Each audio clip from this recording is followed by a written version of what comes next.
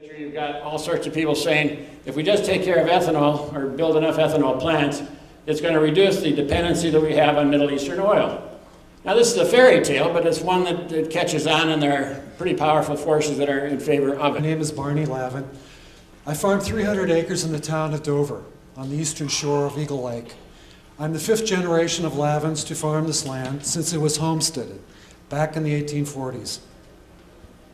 My great-great-grandfather, Martin Lavin, built the first barn with his own hands around 1850.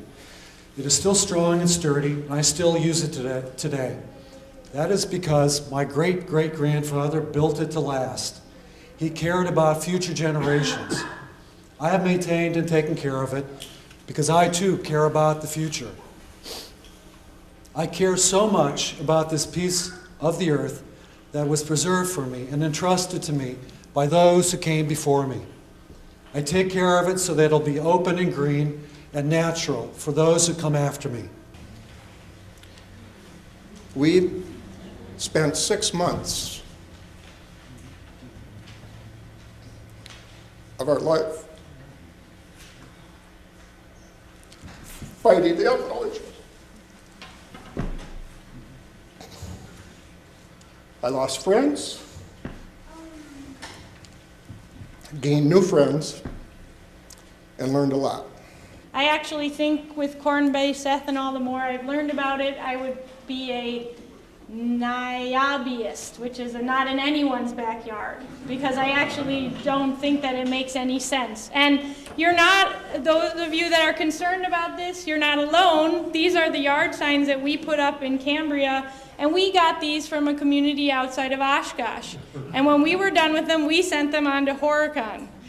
I'm not standing here as a person who is anti-agriculture or anti-business development or strongly anti-efforts of folks to try to find solutions to our fuel needs. But I can tell you that in the last couple of years, we've been lobbied very heavily, and we're still not convinced that we need to get real excited about ethanol.